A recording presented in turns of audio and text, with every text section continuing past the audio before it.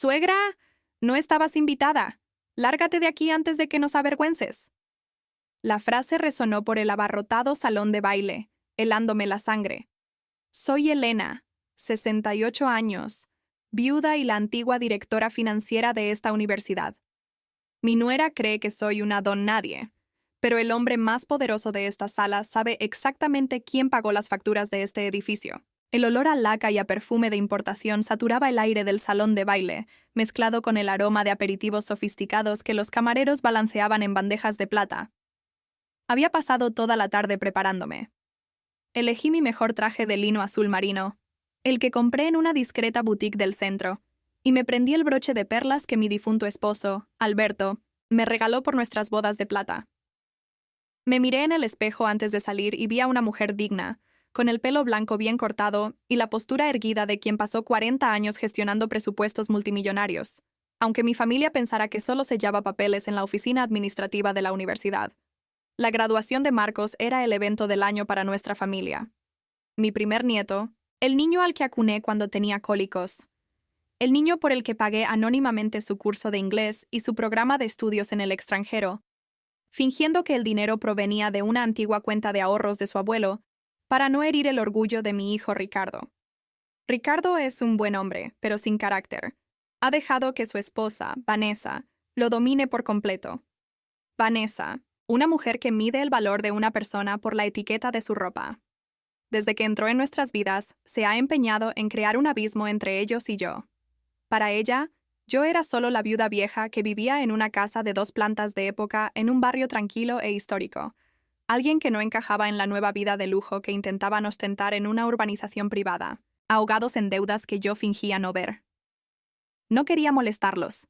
Solo quería ver a mi Marcos con su toga y birrete, lanzando ese birrete al aire. Llegué discretamente en un taxi, agarrando con fuerza mi pequeño bolso. El guardia de seguridad de la puerta frunció el ceño. But cuando le mostré mi carné, comprobó algo en el sistema, y me dejó pasar con una sonrisa extraña, casi reverente. No lo entendí en ese momento, solo le di las gracias y entré. El salón de baile era deslumbrante, con inmensas arañas de cristal y mesas decoradas con arreglos florales que costaban más que la pensión de la mayoría de la gente. Intenté quedarme en un rincón cerca de un pilar, buscando con la mirada el rostro de mi nieto entre la multitud de jóvenes eufóricos y sus familias. Fue entonces cuando ella me vio. Vanessa cruzó el salón de baile como una apisonadora con un vestido de seda rosa fucsia. El repiqueteo de sus tacones en el suelo de mármol parecía anunciar una tormenta inminente. No sonreía. Su rostro estaba contraído en una máscara de furia contenida, sus ojos abiertos de par en par como los de alguien que acaba de ver una cucaracha en la mesa. «¿Qué haces aquí?», siseó, acercándose lo suficiente para que pudiera oler el fuerte aliento a champán. «Vine a ver a Marcos, Vanessa. Es su graduación», respondí, intentando mantener la voz firme, aunque mis manos comenzaron a sudar dentro de mis finos guantes. No quería estorbar, solo quería... ¿Estorbar?, me interrumpió, su voz subiendo una octava. No tienes sentido común, ¿verdad? Mira a tu alrededor. Elena, mira a esta gente. Esta es la élite. Son líderes empresariales, políticos, gente importante. Y tú apareces aquí con ese atuendo de museo. Es un traje de lino, Vanessa. Es elegante. Intenté defenderme, sintiendo que se me sonrojaba la cara. «Es ropa de vieja pobre», chilló. Fue en ese momento cuando un silencio comenzó a extenderse a las mesas cercanas. Las conversaciones cesaron. 300 pares de ojos. Así se sintió. Ardían en mi espalda. Ricardo, mi hijo, estaba justo detrás de ella. Miraba fijamente sus zapatos, incapaz de mirar a su madre o de enfrentarse a su esposa. Eso dolió más que cualquier grito. Su inacción fue un cuchillo en mi pecho. ¿Y Marcos? Mi querido Marcos estaba hablando con sus amigos un poco más lejos. Escuchó el alboroto. Se giró, vio la escena y me dio la espalda. Fingió que no veía. El niño al que enseñé a montar en bicicleta, que lloraba en mi regazo cuando se raspaba la rodilla, eligió la vergüenza por encima de la lealtad. Vanessa se dio cuenta de que tenía público y, por desgracia, eso solo la envalentonó. Dio un paso adelante, invadiendo mi espacio personal, apuntándome a la cara con ese dedo con una uña postiza perfectamente pintada. «Suegra, No estabas invitada. La lista de invitados era restringida. No pusimos tu nombre porque sabíamos que no sabrías comportarte. Lárgate de aquí antes de que nos avergüences más de lo que ya lo has hecho. Lárgate. Las palabras me golpearon como una bofetada física. Una mujer de mi edad, que había trabajado toda su vida, que había construido una reputación de hierro en esta misma institución, siendo echada como un perro callejero por su propia nuera. Sentí una lágrima caliente rodar por mi mejilla, pero la sequé rápidamente. No le daría la satisfacción de mi llanto escandaloso. Miré a Ricardo por última vez, esperando, rezando para que dijera algo. «Mamá, quédate». «Vanessa, para». Pero él continuó examinando las puntas de sus zapatos italianos. «Está bien», murmuré, mi voz saliendo ronca. «Me voy». «Bien. Y usa la salida de servicio para que nadie vea que eres parte de nuestra familia», añadió Vanessa, arreglándose el pelo como si acabara de resolver un desagradable problema administrativo. Me di la vuelta. El camino hacia la salida se sintió como una eternidad. Podía sentir las miradas de lástima, de curiosidad, de desprecio. Oí susurros. ¿Quién es esa señora? ¿Qué situación tan incómoda? Esa mujer echó a la anciana. ¡Qué horrible! Pero nadie hizo nada.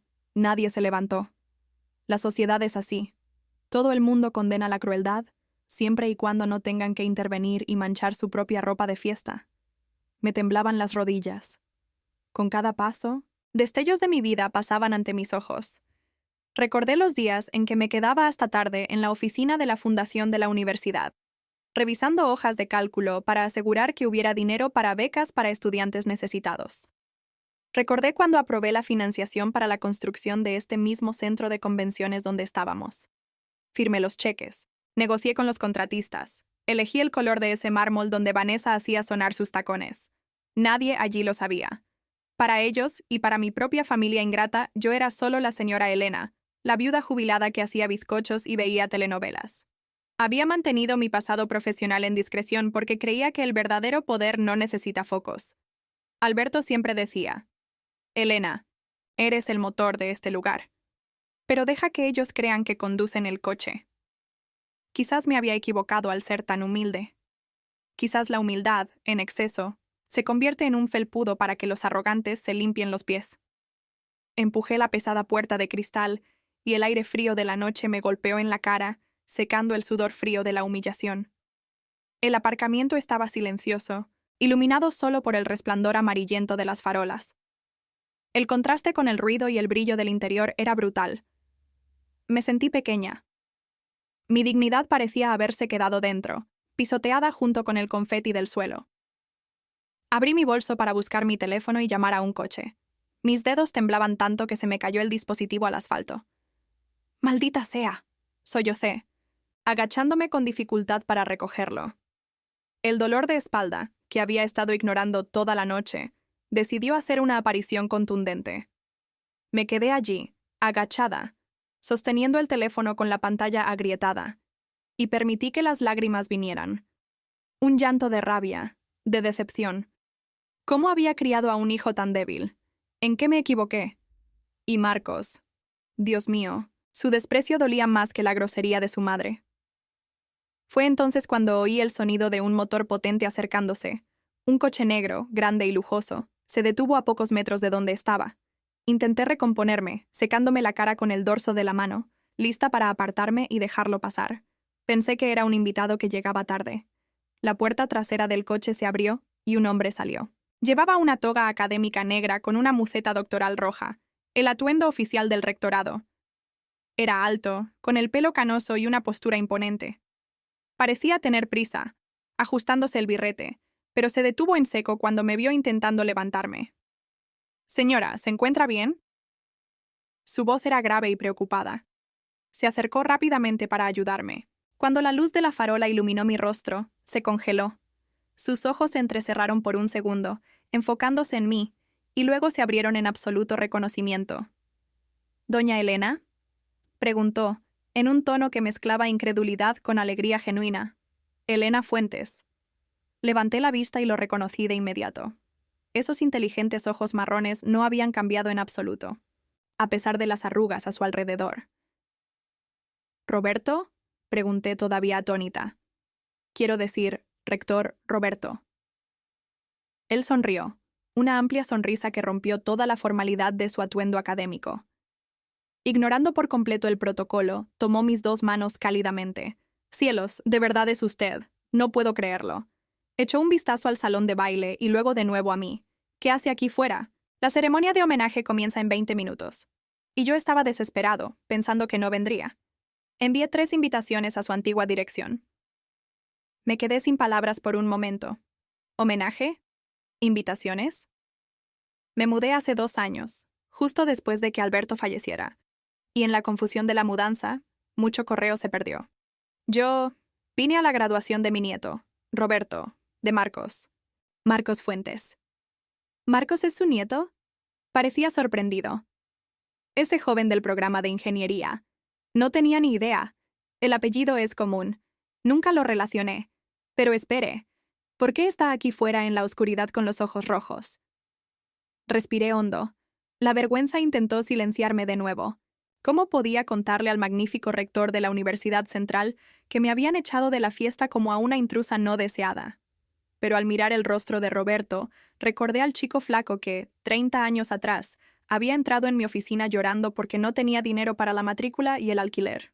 Recordé cómo había manipulado las partidas presupuestarias, recortado gastos de los cafés de la junta directiva y le había conseguido una beca completa de investigación. Aposté por él cuando nadie más lo haría. Hubo un malentendido, Roberto, dije, eligiendo mis palabras con cuidado pero dejando traslucir la amargura. Mi nuera, la madre de Marcos, pensó que mi presencia no era apropiada para el evento. Dijo que no estaba invitada y que estaba avergonzando a la familia. Me dijo que me largara. La sonrisa de Roberto se desvaneció al instante. Su expresión se endureció, transformándose en ese rostro severo que imponía respeto en todo el campus. Soltó mis manos suavemente y enderezó su postura, pareciendo crecer ante mí. ¿Dijo eso? ¿Que usted no estaba invitada? Repitió, su voz baja y peligrosa. Lo hizo. Y creo que es mejor que me vaya a casa. No quiero causar problemas, Roberto. Marcos está feliz. Es su día. Yo solo soy una anciana. Usted no es solo una anciana, doña Elena, me interrumpió con firmeza. Usted es la razón por la que existe la mitad de este campus. Usted es la razón por la que estoy aquí de pie vistiendo esta toga. Si no fuera por su gestión en la fundación, esta universidad se habría declarado en quiebra en la crisis del 98. Miró al conductor, que esperaba con la puerta abierta. Jorge, espere aquí. Luego, me ofreció su brazo, un brazo firme cubierto por el terciopelo de su toga académica. Usted no va a ninguna parte. Va a entrar conmigo, y va a entrar por la puerta principal. Como la invitada de honor que es. Roberto, no. Intenté retroceder, el miedo a la humillación regresando. Vanessa montará una escena. Es difícil. Deje a Vanessa de mi cuenta, dijo, con un brillo en los ojos que no había visto en mucho tiempo. Era el brillo de alguien que ostentaba el poder y sabía exactamente cómo usarlo. Esta noche, usted no es la suegra no deseada. Esta noche, usted es la dama de hierro de la fundación. Y quiero ver quién tendrá el valor de decirle que se vaya cuando esté sentada en la mesa del rector. Miré su brazo. Luego el salón de baile brillantemente iluminado a lo lejos. Pensé en el rostro de Vanessa. Pensé en el silencio de Ricardo. Pensé en la espalda de Marcos. De repente, la tristeza dio paso a algo que creía muerto con mi jubilación. La ambición. No ambición de dinero, sino de justicia. Había pasado años siendo invisible para no eclipsar el frágil ego de mi hijo y la vanidad de mi nuera. Pero esa invisibilidad había tenido un precio demasiado alto. Enderecé la espalda, me alisé el pelo, arreglando los mechones blancos, sequé el último rastro de una lágrima y levanté la barbilla. Tiene razón, rector, dije, aceptando su brazo. La tela era suave al tacto. Creo que tengo algunos conocidos ahí dentro que necesitan una lección de historia. Roberto sonrió satisfecho. Vamos, doña Elena. La fiesta está a punto de empezar de verdad. Caminamos juntos hacia la entrada principal. El guardia de seguridad que antes me había mirado con simpatía abrió los ojos como platos al verme del brazo de la máxima autoridad de la universidad. Abrió las puertas dobles con una reverencia exagerada. El aire acondicionado frío me golpeó la cara de nuevo, pero esta vez no sentí frío. Sentí el calor de la batalla. Estaba a punto de entrar en la boca del lobo, pero esta vez yo no era la presa. Iba acompañada por el domador, y Vanessa, con su vestido rosa fucsia y su arrogancia de plástico, no tenía ni idea del tamaño del problema que acababa de crearse.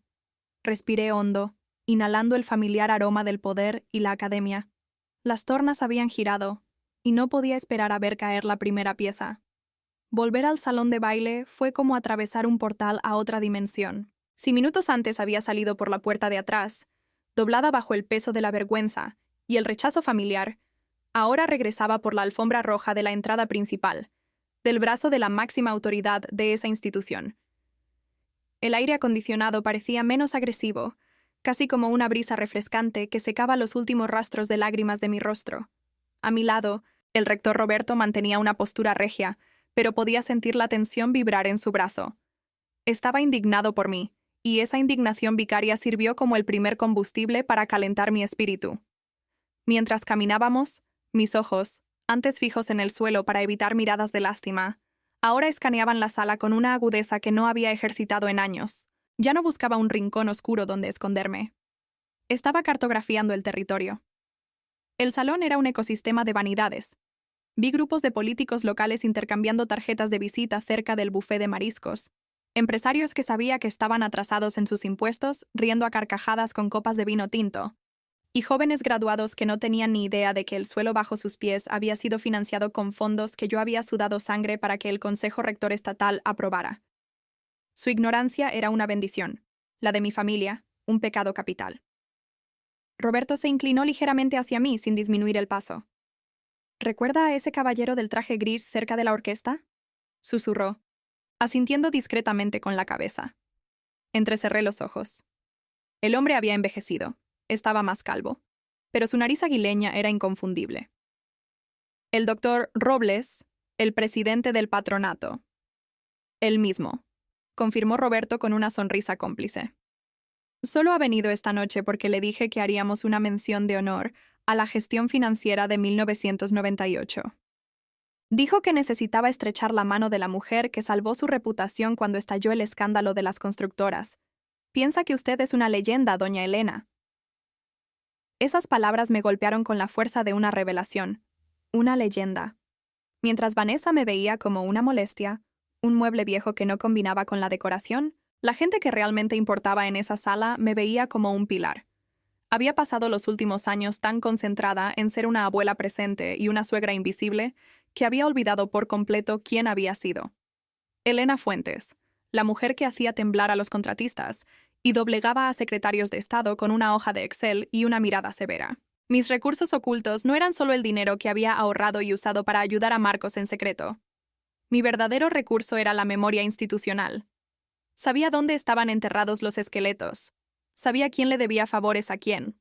Sabía, por ejemplo, que el padre de esa amiga insulsa de Vanessa, que ahora se reía con ella, solo consiguió el permiso medioambiental para su fábrica, porque la universidad emitió un informe técnico favorable. Un informe que solo salió del cajón porque yo personalmente agilicé la burocracia durante unas vacaciones de Semana Santa. Yo no era una intrusa, era la dueña de la casa. A medida que nos acercábamos a la zona reservada, la mesa principal, sentí una ola de autorreflexión que me invadió. ¿Cómo había dejado que llegara a este punto? ¿Cómo una mujer que negociaba contratos multimillonarios terminó siendo echada por una nuera que nunca había trabajado un día en su vida y vivía de las apariencias? La respuesta era amarga pero necesaria. ¿El amor? ¿O lo que yo creía que era amor? Por amor a Ricardo. Me callé cuando eligió a una esposa que me trataba con desdén. Por amor a Marcos, acepté ser la abuela que se queda en segundo plano, pagando las facturas de los estudios en el extranjero, mientras sus padres se llevaban el mérito. Me hice más pequeña para que ellos pudieran sentirse grandes. Me convertí en el felpudo para que no tuvieran que pisar el frío suelo de la realidad financiera que yo ayudaba a mantener caliente en silencio. Miré mis manos apoyadas en el terciopelo de la toga. Eran manos con manchas de la edad, venas prominentes, pero ya no temblaban. Eran las manos que firmaron los cheques que pagaron la fiesta en la que Vanessa ahora se pavoneaba. La ironía era tan espesa que podía saborear el metal en mi boca. Había confundido la humildad con la sumisión. Alberto, mi difunto esposo, se habría avergonzado de verme salir por la puerta de atrás. Elena, habría dicho, quien sostiene la pluma no pide permiso para escribir. Había soltado la pluma hacía mucho tiempo, pero por suerte el rector acababa de entregarme una nueva, llena de tinta permanente. Fue en este momento de introspección cuando localicé a mi familia. Estaban en una mesa central, bien posicionada, pero lejos de la zona VIP a la que me conducían. Vanessa gesticulaba salvajemente, riendo de algo, con la barbilla levantada con esa típica arrogancia de quien piensa que el mundo le debe reverencia. Ricardo mantenía esa sonrisa forzada, sirviendo más bebidas a su esposa. Siempre el sirviente, nunca el amo. ¿Y Marcos? Marcos se hacía selfies con sus amigos, una sonrisa perfecta, el pelo artísticamente despeinado. El chico que vi crecer parecía un extraño. No me vieron. Estaban demasiado ocupados celebrando su propia mediocridad. Para ellos, el problema de Elena se había resuelto. Yo estaba fuera, en el frío, probablemente llorando en un taxi de vuelta a mi vieja casa. Su realidad interna se construía sobre la certeza de mi irrelevancia, pero la realidad externa y verdadera estaba a punto de colisionar con su mundo de fantasía. Roberto se detuvo ante la mesa principal, elevada en un estrado que ofrecía una vista panorámica de todo el evento. Había 6 sillas, una para el rector, una para el vicerrector, 2 para el personal del evento y 2 vacías con carteles de reservado. Por favor, doña Elena. Roberto me retiró la silla a su derecha, el lugar de máximo honor. Me senté. El tapizado era suave, el mantel de lino blanco inmaculado. Frente a mí había copas de cristal y cubiertos de plata. Desde la altura de ese estrado, podía verlo todo. Vi las 300 cabezas, vi la mesa de Vanessa, que ahora parecía pequeña, insignificante, perdida en la multitud común. La perspectiva había cambiado por completo. Allá abajo, cerca del pilar, yo era una intrusa. Aquí arriba, era el jurado. Un camarero apareció de inmediato, sirviendo agua y vino. Me miró con curiosidad, probablemente tratando de averiguar quién era esta señora del traje azul marino, sentada junto al rector en un asiento normalmente reservado para gobernadores o grandes donantes. «Roberto», llamé, mi voz firme, sin rastro de la fragilidad de minutos antes. «Dime, mi querida, mencionaste un homenaje. ¿Cómo funcionará?» Tomó un sorbo de agua y sonrió. «Iba a dar un breve discurso sobre la historia del edificio y llamarte para recibir una placa. Pero dadas las circunstancias, creo que podemos improvisar algo más interesante. El micrófono está abierto». Mis ojos se fijaron en la mesa 14, donde Vanessa acababa de derramar un poco de champán en su vestido y culpaba al camarero con gestos groseros. «Quiero hablar», decidí. «No solo quiero recibir la placa y sonreír. Quiero hablar sobre el legado, sobre la construcción, sobre lo que realmente sostiene una estructura, ya sea un edificio o una familia». Roberto enarcó una ceja, intrigado y satisfecho. «El escenario será suyo, Elena, en 10 minutos, cuando el maestro de ceremonias anuncie el inicio de los actos oficiales». 10 minutos. Tenía 10 minutos para perfeccionar mi plan. No sería una pelea callejera. No me rebajaría al nivel de Vanessa. Gritar, insultar, montar una escena. Esas eran las armas de quien no tiene argumentos. Mi venganza se serviría fría, elegante y devastadora. Usaría la verdad, solo la verdad. Comencé a trazar mentalmente mi estrategia. Primero, necesitaba que me vieran, pero no de cualquier manera. Necesitaba que me vieran en el momento en que no pudieran hacer nada al respecto. Si Vanessa me veía ahora, podría intentar subir aquí, montar una escena, alegar que estaba senil y molestando al rector. No. El factor sorpresa era vital. Me incliné hacia Roberto. ¿Es posible que la iluminación se centre solo en el escenario hasta que sea mi turno de hablar? Quiero permanecer en la sombra hasta que se anuncie mi nombre. Considérelo hecho, dijo, haciendo una seña a un técnico de sonido y luces cercano. Perfecto. Me sentaría allí, en las sombras del poder, observando cada uno de sus movimientos. Vi a Ricardo consultar su reloj con ansiedad. Vi a Marcos abrazar a su padre, un gesto que parecía genuino pero que ahora me provocaba náuseas. Eran felices en su mentira. Recordé un dicho de mi padre. Dale suficiente cuerda a un tonto, y no solo se ahorcará, sino que tropezará y derribará toda la casa con él. Vanessa me había dicho que me fuera para no avergonzarlos. Poco sabía ella que la verdadera vergüenza no proviene de una abuela vestida con sencillez, sino de la ingratitud expuesta bajo los focos. Cogí mi copa de vino. El líquido rubí brillaba bajo la luz tenue. Me la llevé a los labios y di un sorbo generoso. Era un excelente Cabernet Sauvignon, con cuerpo, con notas de roble. Probablemente yo había aprobado la compra de esta añada para la bodega del rectorado años atrás, previendo eventos futuros. Siempre pensaba en el futuro. Ellos solo pensaban en el ahora. ¿Está todo bien, Elena?, preguntó Roberto, notando mi silencio concentrado. Sonreí. No era la sonrisa tímida de la abuela Elena, era la sonrisa de la directora financiera, que acababa de encontrar una grave inconsistencia en el balance y sabía exactamente quién estaba a punto de ser despedido. Mejor que nunca, Roberto, solo calculando intereses. ¿Intereses? Sí. La vida es como un banco, amigo mío. Puedes hacer retiradas e ingresos. Mi nuera se ha pasado la vida haciendo retiradas de la cuenta de mi paciencia y generosidad. Hoy, la cuenta ha entrado en números rojos, y he venido a cobrar la deuda. Roberto soltó una risa baja y respetuosa. Recuérdeme que nunca le deba nada. El maestro de ceremonias subió al escenario probando el micrófono.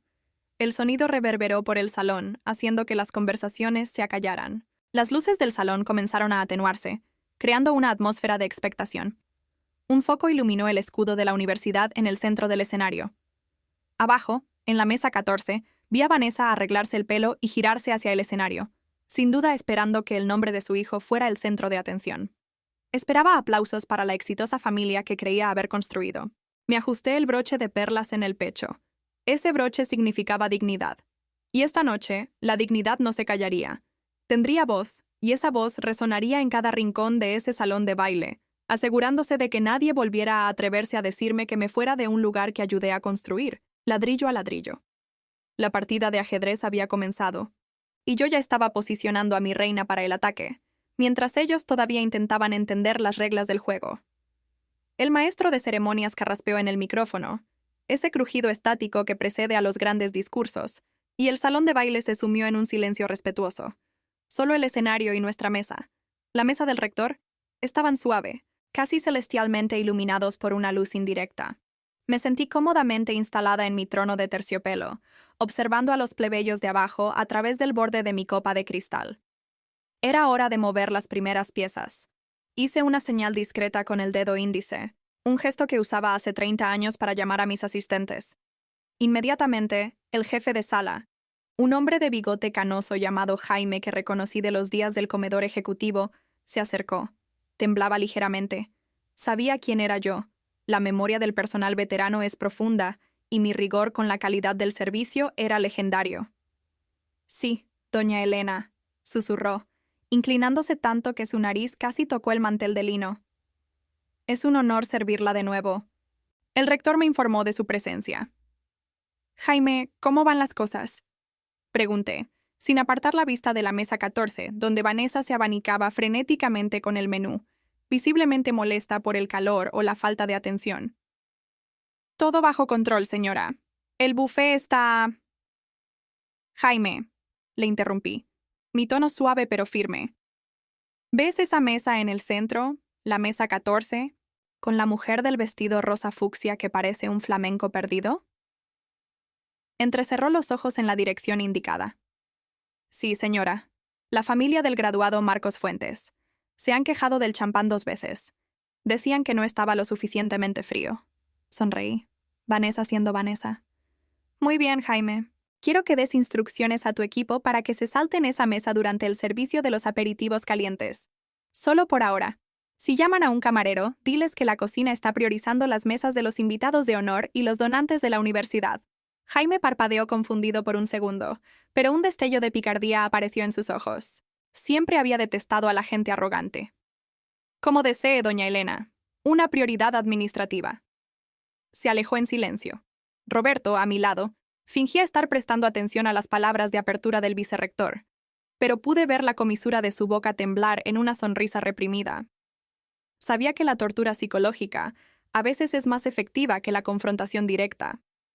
Abajo, la escena comenzó a desarrollarse. Los camareros emergieron en fila india, balanceando bandejas de bolovanes de gambas y hojaldres de brie.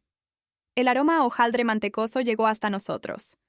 Sirvieron la mesa 13, sirvieron la mesa 15, y con una coreografía casi militar, rodearon la mesa 14 como si fuera invisible, o peor aún, contagiosa. Vi a Vanessa chasquear los dedos. Vi cómo llamaba a un joven. El camarero se detuvo, escuchó algo, hizo un vago gesto de disculpa, señalando hacia el techo, probablemente indicando la cadena de mando, y siguió adelante. Su rostro se tornó de un tono rojo que chocaba violentamente con el rosa de su vestido. Ricardo, mi hijo sin carácter, solo se encogió de hombros y comió un trozo de pan de la cesta, tratando de calmar a la bestia. Eso fue solo el aperitivo. El plato principal sería mi presencia. El discurso del vicerrector terminó con un aplauso educado. Roberto se inclinó hacia mí. Pronto empezarán a llamar a los graduados para la entrega simbólica de diplomas. Marcos es de ingeniería. Estará en uno de los primeros grupos. ¿Querrás bajar a felicitarlo? Giré el viejo anillo de la promoción en mi dedo, una reliquia. No, Roberto. Los que bajan son el público.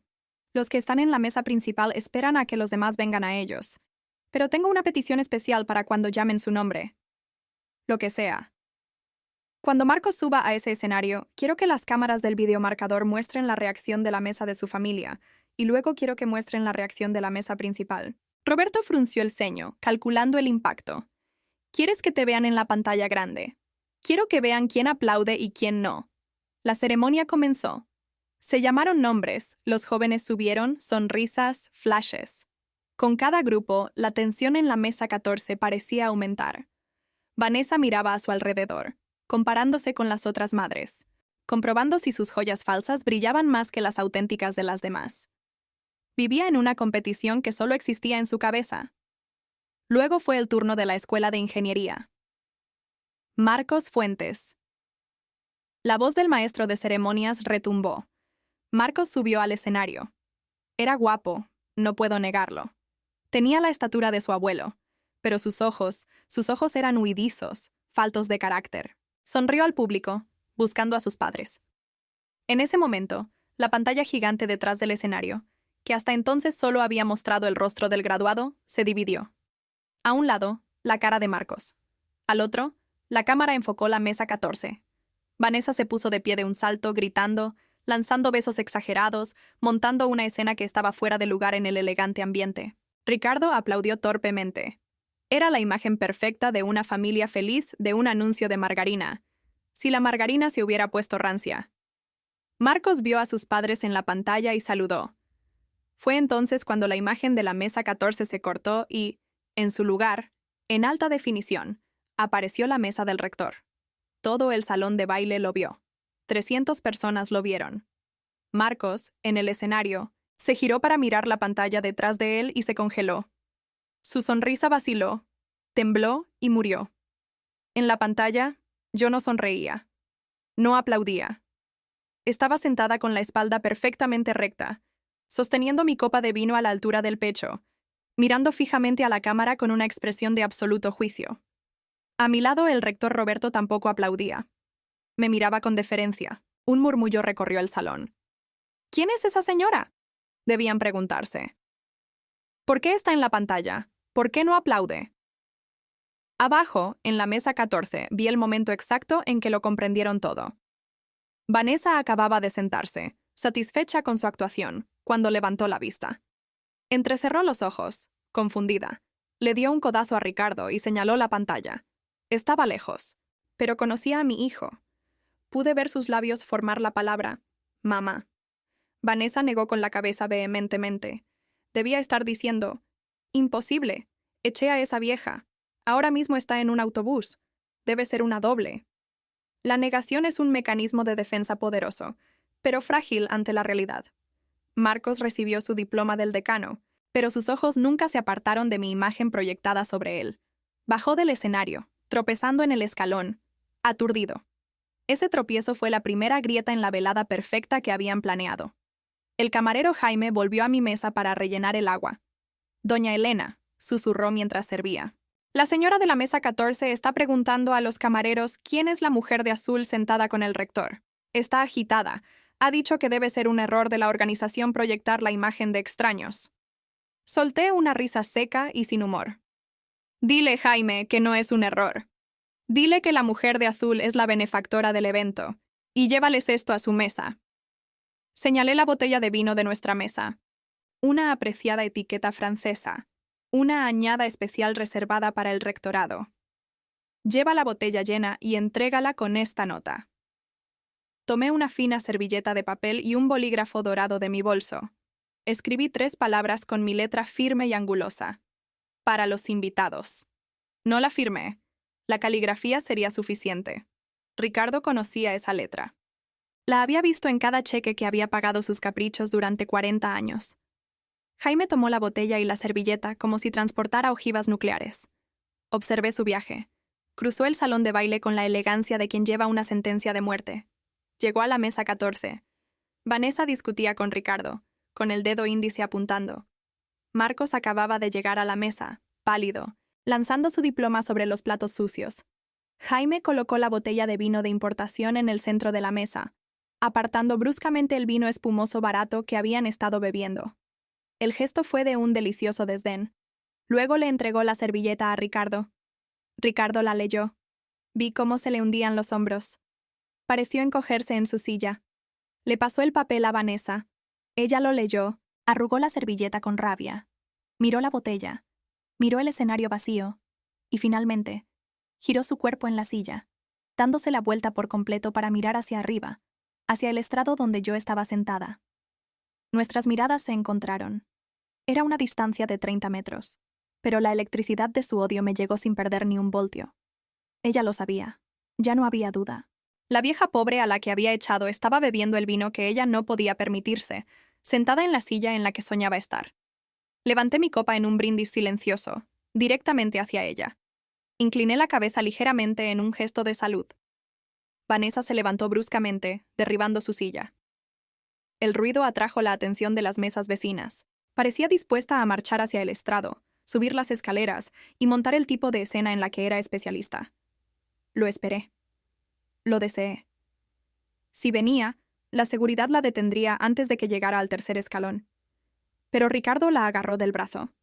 Por primera vez en su vida vi a mi hijo sujetar a su esposa con fuerza. Discutieron. Ella me señalaba, gritando algo inaudible por encima de la música ambiental.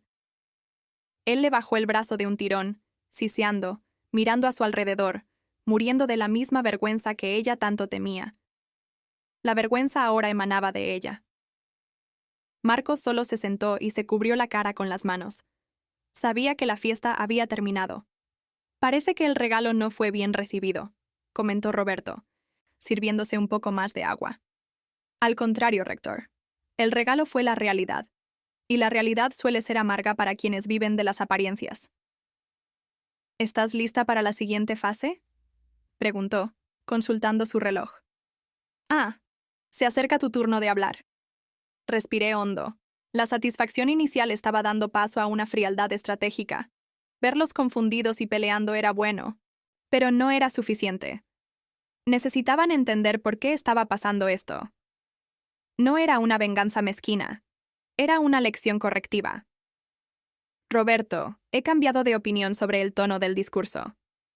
¿Ah, sí? ¿Vas a ser blanda con ellos? Miré a la mesa 14, donde Vanessa ahora bebía un vaso de agua con manos temblorosas, tratando de arreglar su maquillaje corrido por la rabia. No. Iba a hablar de finanzas y legado, pero creo que hablaré de inversiones de alto riesgo. ¿Cómo es eso? Voy a explicarle a esta sala llena de empresarios y políticos que la peor inversión que alguien puede hacer es en la ingratitud. Y usaré ejemplos prácticos.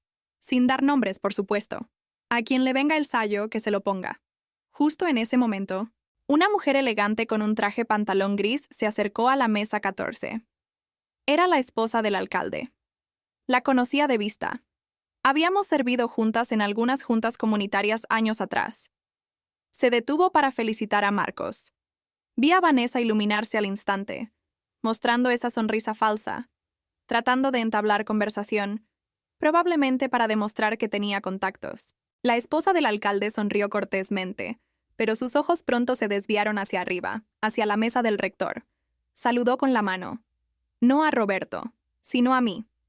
Le devolví el saludo amablemente. La esposa del alcalde le dijo algo a Vanessa y me señaló.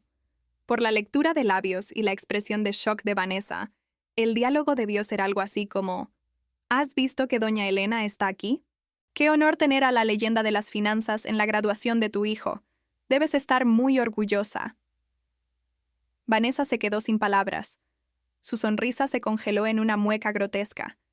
No podía decir: la eché. No podía decir: no sabía quién era. Estaba atrapada por la misma ignorancia social que defendía. La vi tragarse su veneno, forzada a sentir que la presencia de su suegra era un honor, mientras por dentro hervía, sabiendo que me había tratado como basura. Ese fue el golpe de gracia antes de la ejecución final. Se dio cuenta de que en esta sala la jerarquía social estaba invertida. Allá afuera, en el condominio de lujo financiado a 30 años, ella podría ser la reina. Aquí, en el templo del saber y el poder institucional, ella era solo la ruidosa acompañante de un alumno mediocre. Roberto se puso de pie. La sala se silenció. Señoras y señores. Su voz tronó, amplificada por el sistema de sonido de última generación. Esta noche es una celebración para nuestros graduados. Pero una institución educativa no solo está hecha de estudiantes y profesores. Está hecha de historia, de cimientos. Y a veces, tenemos la suerte de tener esos cimientos presentes entre nosotros, en carne y hueso, recordándonos que la dignidad no envejece. Hizo una pausa dramática. Sentí mi corazón acelerarse, no de nerviosismo, sino de preparación. Estaba lista para salir de las sombras. Me gustaría romper el protocolo, continuó Roberto, para invitar al micrófono a una mujer que durante décadas fue la guardiana silenciosa de esta universidad. Una mujer que muchos de ustedes conocen por sus resultados, pero pocos conocen por su rostro. La mujer que se aseguró de que las luces de este salón estuvieran encendidas esta noche. Roberto se volvió hacia mí y me tendió la mano. Por favor, suba aquí, mi amiga y mentora, Elena Fuentes. El foco que había estado iluminando el escudo se movió. Barrió el escenario y vino a encontrarme. La fuerte luz blanca me cegó por un momento, pero me ajusté rápidamente. Me levanté lentamente, alisando mi chaqueta de lino azul. El aplauso comenzó tímidamente, iniciado por la mesa del alcalde, seguido por los profesores más antiguos, y pronto se extendió por la sala como una ola. No era un aplauso educado, era un aplauso de reconocimiento. Caminé hacia el atril. Con cada paso, sentía que crecía 10 centímetros. Tomé el micrófono. El metal estaba frío. Miré hacia la mesa 14. Vanessa estaba pálida como la cera. Ricardo tenía la cabeza enterrada entre las manos. Marcos me miraba con la boca abierta, como si viera un fantasma. Habían querido que me fuera para no avergonzarlos. Bueno, no me iba. Pero la vergüenza... Oh, eso apenas comenzaba a servirse, y me aseguraría de que se comieran hasta la última migaja. Sonreí al público, una sonrisa de abuela, dulce y peligrosa. Buenas noches a todos. Mi voz salió clara, llenando cada rincón de la sala. Es curioso cómo la vida da vueltas. Hace una hora estaba en el aparcamiento, creyendo que mi tiempo había pasado. Pero parece que la universidad, a diferencia de ciertas personas, sabe valorar a quienes realmente pagan las facturas. El silencio que siguió fue tan absoluto que se podía oír el hielo derritiéndose en las cubiteras de champán. Era el momento de la revelación. Sostuve el micrófono con firmeza, sintiendo el peso frío del metal en mi palma. El silencio en el salón de baile era tan absoluto que podía oír el leve zumbido de los altavoces. Y si escuchaba con atención, podría haber jurado oír el corazón de mi hijo latiendo con fuerza en la mesa 14. No necesité gritar. Años de reuniones de junta me habían enseñado que la voz más peligrosa es la que habla bajo, deliberadamente, y con la certeza de la verdad. Muchos de ustedes ven este centro de convenciones como un hermoso edificio de cristal y hormigón. Comencé, mirando directamente a los ojos del público, escaneando la sala de izquierda a derecha. Pero yo veo los cimientos, veo lo que está enterrado bajo tierra que permite que todo esto se mantenga en pie. Y en la vida, al igual que en la ingeniería, Lo que sostiene una estructura no es la pintura de la fachada ni la araña de cristal. Es lo que nadie ve. Es el sacrificio silencioso. Hice una pausa. Vi al alcalde asentir con la cabeza en la primera fila. Hoy alguien muy cercano a mí me informó que mi presencia aquí era una vergüenza, que carecía de la clase para estar entre la élite. Solté una risa corta y seca. Es curioso. La clase, amigos míos, no se puede comprar en una boutique. La clase es reconocer quién te sostuvo la escalera para que pudieras subir. Abajo, Vanessa intentó levantarse. Vi su silla raspar el suelo, un sonido estridente que hizo que varias personas de la mesa de al lado giraran la cabeza con desaprobación. Cogió su bolso, con la cara roja, y tiró del brazo de Ricardo. Sabía exactamente lo que estaba diciendo. Nos vamos ahora. Esa vieja se ha vuelto loca. Pero Ricardo no se movió. Estaba paralizado, mirándome como un conejo ante los faros de un camión. El miedo a perder su herencia, el miedo al escándalo, el miedo a la verdad, todo lo mantenía pegado a su silla. Vanessa, al darse cuenta de que su marido no obedecería, intentó irse sola. Dio 2 pasos hacia la salida lateral, sus tacones resonando con fuerza. Fue un intento desesperado de huir de la humillación que ella misma había sembrado. Pero el destino, o más bien, el rector Roberto, tenía otros planes. Uno de los guardias de seguridad, el mismo Jorge que me había ayudado en el aparcamiento, dio un discreto paso lateral, bloqueando el pasillo. No la tocó, solo cruzó las manos delante de su cuerpo y negó con la cabeza, indicando que la salida estaba temporalmente restringida durante el discurso oficial. Vanessa se detuvo, incrédula. Buscó apoyo a su alrededor, pero solo encontró las miradas curiosas y despectivas de los otros invitados que querían oír lo que la señora del videomarcador tenía que decir. Se vio obligada a volver a su mesa, posándose en el borde de su silla como si estuviera sobre brasas. Volví mi atención al micrófono. Ahora que el público estaba cautivo, era el momento de abrir los libros de contabilidad de mi vida familiar. Mi nieto, Marcos, acaba de graduarse en ingeniería. Es un momento de orgullo. Miré al joven. Estaba pálido, jugueteando con el nudo de su corbata como si se estuviera asfixiando. Marcos siempre ha sido un chico brillante. Recuerdo cuando quiso hacer un programa de intercambio en el Reino Unido. La familia pasaba por un momento delicado. Deudas de tarjetas de crédito, pagos de coches de lujo que no encajaban en el presupuesto, la necesidad de mantener las apariencias en una urbanización cara. Un murmullo recorrió el salón. En la mesa 14, Ricardo se cubrió la cara con ambas manos. Vanessa miró a su alrededor fingiendo que no iba con ella, arreglándose el pelo nerviosamente. A Marcos se le dijo que el dinero para el programa de intercambio provenía de una antigua cuenta de ahorros que dejó su abuelo, mi difunto esposo Alberto. Una herencia mágica que apareció en el momento justo. Mi voz se quebró ligeramente, pero recuperé el control. La verdad, señoras y señores, es que Alberto murió dejando solo la casa en la que vivíamos y una modesta pensión. No había ninguna cuenta de ahorro secreta. Respiré hondo, preparando el golpe final de esa revelación. El dinero para el programa de intercambio, los miles para su curso de inglés y las matrículas atrasadas que se saldaron misteriosamente, todo salió de mi cuenta. Salió de la venta de las joyas que mi madre me dejó. Salió de los ahorros de una jubilada que no encajaba en la fiesta de esta noche. Vendí mi pasado para asegurar el futuro de mi nieto, y lo hice en silencio para que mi hijo no sintiera la vergüenza de no poder proveer, y para que mi nuera pudiera seguir comprando bolsos de diseño sin culpa. El shock en la sala era palpable. 300 personas contuvieron la respiración. Esto ya no era un cotilleo, era un drama humano en carne viva, expuesto bajo la luz despiadada de la verdad. Marcos levantó la cabeza de golpe mirando a su padre. Incluso desde la distancia pude leer sus labios. «Papá». ¿Fue la abuela? Ricardo ni siquiera pudo mirar a su hijo. Se encogió de hombros en señal de derrota, confirmándolo todo con su cobarde silencio. Vanessa, mientras tanto, parecía como si la hubieran abofeteado físicamente. La narrativa que había construido, que eran ricos y autosuficientes y que yo era la pariente pobre, se había desmoronado en segundos. Todos allí, sus amigos de la alta sociedad, los padres de los compañeros de clase de Marcos, ahora sabían que su estilo de vida estaba subvencionado por la suegra que despreciaba. La vergüenza que ella había querido que yo sintiera se le había devuelto, multiplicada por 1000. Pero aún no había terminado. La revelación financiera era solo la base. Ahora venía la lección moral. No digo esto para exigir que me devuelvan el dinero, continué, suavizando mi tono. El dinero va y viene. Lo que me duele es la bancarrota moral. Hoy, en la puerta de este mismo salón, mi propia familia me impidió el paso.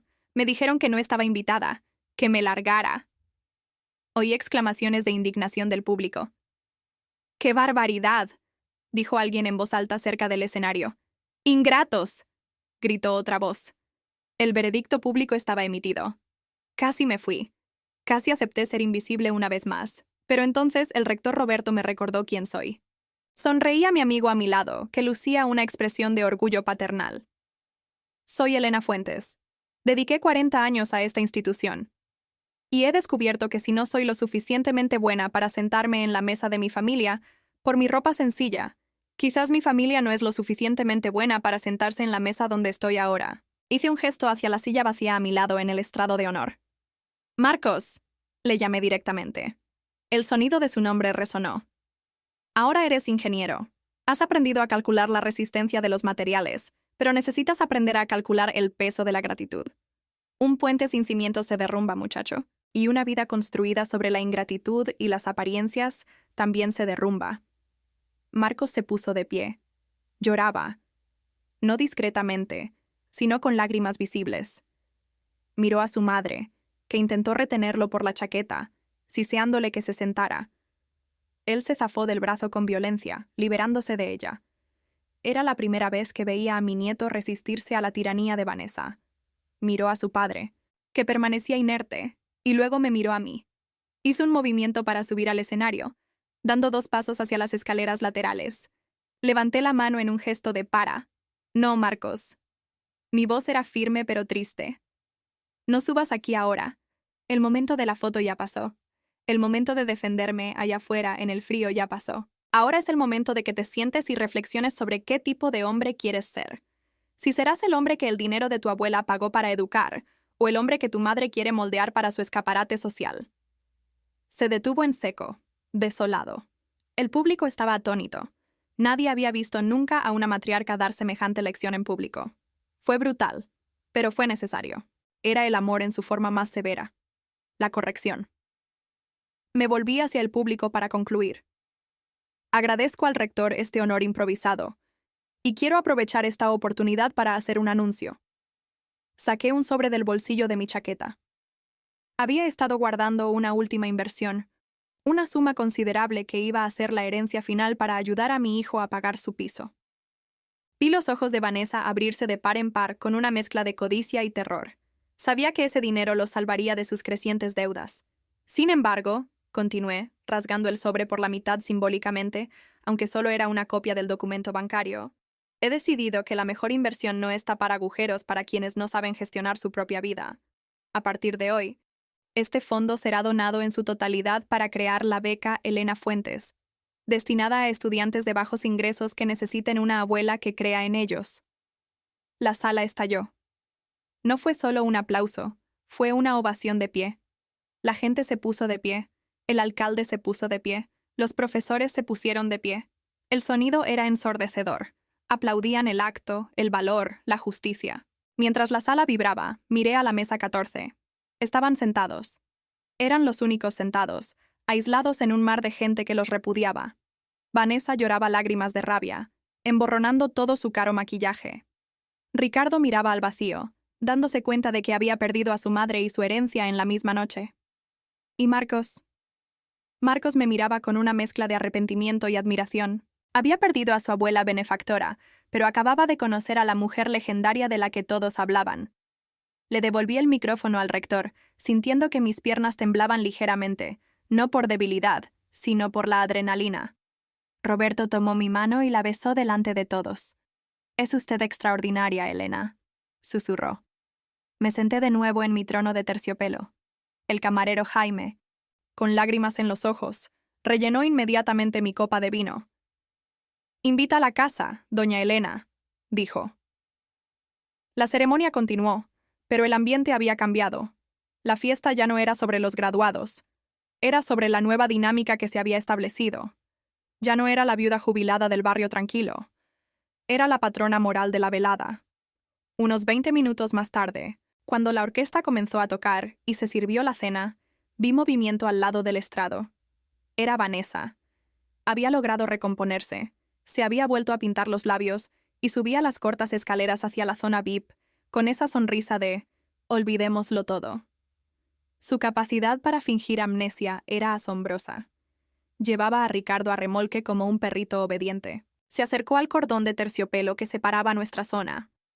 El guardia de seguridad, Jorge, le bloqueó el paso. «¡Suegra!», gritó, tratando de que su voz sonara dulce por encima de la música. «Elena, querida, qué discurso tan conmovedor. Tenemos que hablar. Ha habido un malentendido sobre todo esto. Hagámonos una foto juntos. El fotógrafo de sociedad está aquí». La miré desde arriba. Quería la foto. Quería validar su presencia allí a mi lado para intentar salvar lo poco que le quedaba de reputación. Pensó que una sonrisa y un cumplido falso serían suficientes para que yo abriera mi cartera de nuevo y olvidara la humillación en el aparcamiento. Cogí mi copa de vino y agité el líquido lentamente. Miré a Roberto. «Rector, ¿estaba esta señora invitada a esta zona?» Roberto ni siquiera la miró, continuando cortando su solomillo. «No está en la lista, doña Elena». Volví mi mirada a Vanessa. Su sonrisa vaciló. «Elena, por favor. Es Ricardo, tu hijo», suplicó, empujando a Ricardo hacia adelante. Ricardo me miró. «Mamá», comenzó, su voz débil. Vanessa no quiso decir lo que dijo ahí fuera. Estaba nerviosa. «Y sobre el dinero, podemos explicarlo». Suspiré. La decepción con Ricardo dolía más que la ira hacia Vanessa. «Ricardo», dije, mi voz calmada, «tienes casi 50 años. Deja de esconderte detrás de las faldas de tu esposa. ¿Y Vanessa?» Me levanté y caminé hasta el borde del estrado, parándome a 1 metro de ella, separados solo por el cordón de terciopelo y el guardia. Ella sonrió esperanzada, pensando que había ganado. «¿Sí, suegra? Me dijiste ahí fuera que me largara antes de que te avergonzara». Me incliné hacia adelante, hablando lo suficientemente bajo para que solo ellos me oyeran. «No me largo, pero tú ya estás lo suficientemente avergonzada. Ahora hazme un favor y vuelve a tu mesa y disfruta del buffet. Después de todo, yo lo pagué, así que puedes comer todo lo que quieras. Pero aquí arriba solo se entra con invitación. Y tu invitación fue revocada en el momento en que olvidaste que honrarás a tu padre y a tu madre. Es el único mandamiento con promesa. Pero la herencia, el dinero para la casa, se le escapó a Vanessa, la desesperación financiera superando su dignidad. Solté una risa genuina. «Trabaja para conseguirlo, querida. He oído que el mercado laboral es excelente para alguien con tanta clase y etiqueta como tú. Estoy segura de que tus uñas de gel no te impedirán rellenar solicitudes». Le hice una seña a Jorge. «Puede retirarlos, por favor. Están obstruyendo la vista del rector». Jorge, con una sonrisa profesionalmente satisfecha, dio un paso adelante. «La han oído. Por favor, vuelvan a sus asientos, o tendré que pedirles que abandonen el evento». Vanessa abrió la boca para montar una escena, pero miró a su alrededor. Varias personas de las mesas cercanas estaban grabando con sus teléfonos. Si gritaba ahora, sería el fin absoluto.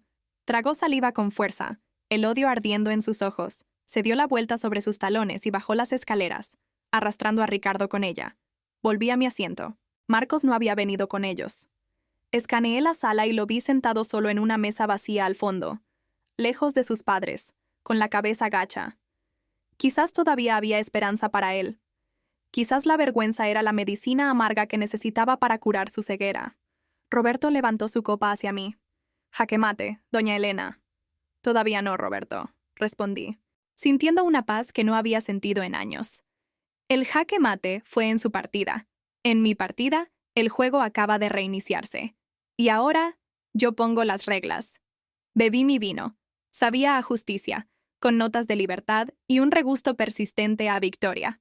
Estaba sola en mi viudez, pero nunca había estado más en compañía de mí misma. La anciana de la casa de 2 plantas había muerto en el aparcamiento. La mujer sentada aquí era la dama de hierro, y tenía mucho trabajo por hacer. La noche estaba lejos de terminar, y tuve la sensación de que, por primera vez en mucho tiempo, el amanecer del día siguiente traería algo que había olvidado desear. Un futuro que era todo mío. La música de la fiesta se desvaneció detrás de mí, amortiguada por las pesadas puertas de cristal que se cerraron. Esta vez no salí por la puerta de atrás, huyendo como una criminal. Salí por la puerta principal, escoltada personalmente por el rector Roberto, hasta el coche oficial de la universidad. El conductor, Jorge, abrió la puerta con una amabilidad que no era entrenada. Era sincera. Mientras el coche se deslizaba por las silenciosas calles de la ciudad, apoyé la cabeza en el asiento de cuero y, por primera vez en años, sentí un silencio que no era soledad, sino paz. La paz de quien finalmente había puesto las cosas en su sitio y cerrado un libro de contabilidad que había estado en números rojos durante demasiado tiempo. Cuando llegué a mi casa en el barrio histórico, la sentí diferente. Antes, estas paredes llenas de retratos antiguos y muebles de madera maciza parecían esperar visitas que nunca llegaban, o que llegaban solo para quejarse del olor a antiguo. Ahora, la casa me acogió como un santuario. Me quité los tacones en el salón, sintiendo el suelo de madera fresca bajo mis pies, y caminé hacia la cocina para hacer café. Eran las 2 de la mañana. Bud nunca había estado más despierta. El aroma del café molido encontrándose con el agua caliente llenó el aire. Un olor a nuevos comienzos. Ya no era la abuela esperando migajas de atención. Era Elena, la autora de su propia historia. En los días siguientes, el teléfono sonó sin cesar. Ricardo llamó docenas de veces. Vanessa, con una audacia que rozaba la locura, envió mensajes de audio llorosos, alternando entre disculpas endebles e intentos de manipulación emocional, hablando de unidad familiar. Escuché el primero, borré el resto y bloqueé su número. Con Ricardo fui más directa. Respondí el martes por la mañana mientras regaba mis helechos en el porche. «Mamá, por el amor de Dios, tenemos que hablar». Su voz era ronca, desesperada. «Vanessa está teniendo ataques de ansiedad. La comunidad de vecinos envió la factura de la derrama. ¿Y de verdad cancelaste los pagos automáticos?» «Buenos días a ti también, hijo», respondí arrancando una hoja seca de la planta. «Sí, lo hice. Cancelé los gastos de comunidad, el pago del coche y la tarjeta de crédito suplementaria». «Pero mamá, ¿cómo se supone que vamos a vivir? Mi sueldo no cubre ni la mitad de esto». «Tenemos un cierto nivel de vida. ¿Sabes lo que dirán los vecinos si tenemos que vender el todoterreno?» Respiré hondo, sintiendo esa vieja punzada de culpa maternal, pero la sofocé rápidamente con el recuerdo de él dándome la espalda en la fiesta. «Ricardo, tienes 48 años. Si tu sueldo no paga tu vida, cambia tu vida. Vende el coche, múdate a un barrio más barato, recorta en lujos. Es lo que tu padre y yo hicimos cuando empezamos». «Estás siendo vengativa», gritó. «No, hijo, estoy siendo educativa. El pozo se ha secado. Aprende a cavar el tuyo». Y colgué. No colgué el teléfono con rabia. Simplemente coloqué el auricular de nuevo en su base con la suavidad de quien rescinde un mal contrato. La caída del castillo de naipes de mi nuera fue rápida y ruidosa. Las noticias vuelan, especialmente with tantos testigos presenciales. La esposa del alcalde, que había saludado a Vanessa en la fiesta, aparentemente difundió la historia por todos los salones de belleza y almuerzos benéficos de la ciudad. Vanessa, que vivía de las apariencias, se convirtió en persona non grata entre la élite que tanto idolatraba. Me enteré a través de una vecina cotilla con parientes en su urbanización de que un agente judicial se había presentado una semana después para embargar uno de sus coches por impago. Humillada, Vanessa intentó mantener las apariencias, diciendo que estaban renovando su flota, pero nadie la creyó. La máscara había caído y debajo no había rostro, solo vanidad herida. Tuvieron que poner su piso en el mercado a toda prisa. El imperio de poliestireno se desmoronó con el primer soplo de realidad. Mientras su mundo se encogía, el mío se expandía. La creación de la beca Elena Fuentes no fue solo una promesa escénica. La semana después de la graduación, estuve en la oficina del rector Roberto todos los días, no como empleada, sino como benefactora. Me senté a la cabeza de la mesa, revisé solicitudes, entrevisté a trabajadores sociales. Me sentí viva. Mi mente, que ellos habían considerado anticuada, estaba tan afilada como una navaja. Recuerdo vívidamente la primera selección. Estábamos revisando el perfil de una chica llamada Sofía, hija de un conserje con las mejores notas en sus exámenes de acceso, pero sin dinero para el transporte y la comida. Cuando leí su carta de motivación, me vi a mí misma hace 60 años, tomando 2 autobuses y comiendo un almuerzo frío para estudiar contabilidad. Aprobada. Sellé el documento con firmeza. Y quiero que la beca incluya una asignación para libros y un portátil decente. Nadie construye puentes con herramientas rotas. Roberto sonrió desde el otro lado de la mesa. Sabes que este dinero cambiará su vida, ¿verdad? Y la de toda su familia. Lo sé, Roberto. Es el único tipo de inversión que produce rendimientos infinitos. Ver a esos jóvenes entrar en la universidad, con los ojos brillantes de esperanza y gratitud, llenó el vacío que la ingratitud de mi hijo había dejado. Descubrí que la familia no es solo sangre. La familia es quien comparte tus valores. Esos chicos y chicas que me llamaban Doña Elena con respeto y afecto eran más mis nietos de lo que Marcos lo había sido en años. Pero la vida, en su torcida sabiduría, todavía me tenía reservada una sorpresa. Unos 2 meses después de la graduación, en una tarde lluviosa de domingo, sonó el timbre. Miré por la mirilla y vi una figura encapuchada, empapada por la lluvia. Era Marcos. Mi corazón dio un vuelco. Abrí la puerta, manteniendo la cadena de seguridad puesta. ¿Qué quieres, Marcos? ¿Dinero? Porque si es así, puedes darte la vuelta. Levantó la cara. Estaba más delgado, con ojeras bajo los ojos, carente de la arrogancia resbaladiza que su madre le había inculcado. No es dinero, abuela. Su voz tembló. Es que me he ido de casa. Quité la cadena y abrí la puerta. Entra antes de que empapes la alfombra. Marcos entró, goteando agua en el suelo del salón. No traía equipaje, solo una mochila. Se sentó en el sofá, encorvado. Le serví un café caliente y me senté en el sillón de enfrente, manteniendo la distancia. Me he ido de casa, repitió, sosteniendo la taza con ambas manos para calentarlas. No podía más. Mi madre ha perdido la cabeza, abuela. Solo habla de cómo le arruinaste la vida. No asume ninguna responsabilidad. Papá ha estado bebiendo demasiado. La casa es un infierno. ¿Y pensaste que venir aquí sería la solución? Pregunté, mi voz dura. No, no he venido aquí a vivir. He conseguido un trabajo. Sacó un papel arrugado de su bolsillo. Era un contrato de trabajo como ayudante técnico en una pequeña empresa de construcción, lejos del glamour con el que había soñado. El sueldo es bajo. Tendré que compartir piso con 2 amigos en la zona este, pero es mío. Miré el papel. Era un comienzo. ¿Y por qué viniste a enseñarme esto? Sanista. Marcos me miró a los ojos, y por primera vez vi al niño que había acunado para dormir, no al extraño de la fiesta. Porque ese día en el escenario, cuando hablaste del puente sin cimientos, eso se me quedó grabado. Me di cuenta de que no soy nada. Solo soy el hijo de Ricardo y Vanessa, mantenido por su abuela. Quiero ser alguien, abuela. Y vine a pedirte perdón. No por el dinero, sino por ser un cobarde. Por darte la espalda cuando te estaban humillando. Me avergoncé tanto de mí mismo. Sentí que se me escapaba una lágrima, pero esta vez fue de alivio. El baño de realidad había funcionado.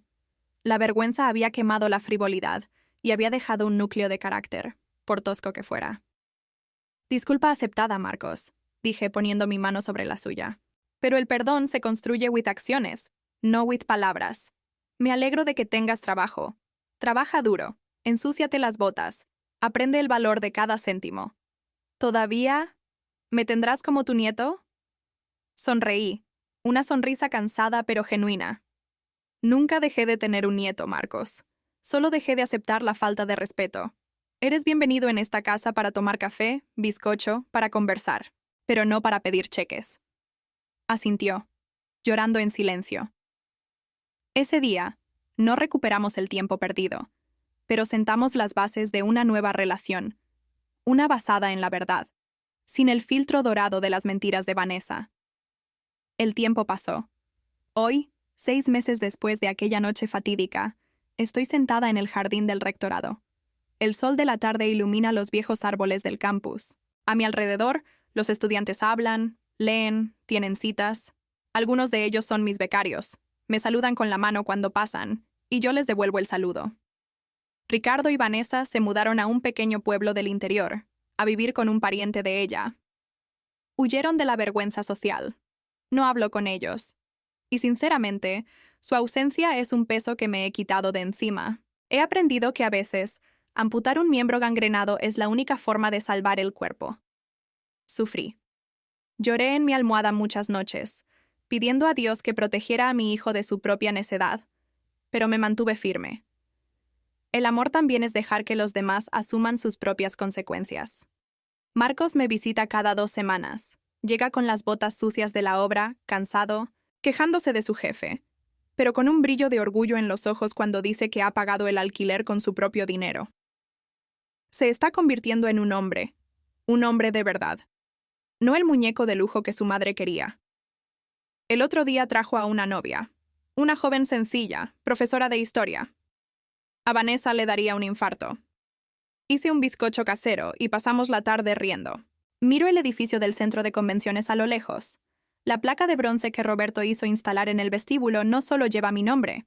Dice, la verdadera estructura de cualquier obra es la integridad de su constructor. Soy Elena Fuentes, 78 años. Me echaron de una fiesta, pero gané una nueva vida. Descubrí que la dignidad no tiene fecha de caducidad y que nunca es tarde para retomar las riendas de tu propio destino. Mis recursos ocultos no eran solo el dinero en el banco, sino la fuerza de carácter que había permitido que permaneciera latente para no eclipsar el frágil brillo de los demás. Ahora, brillo yo.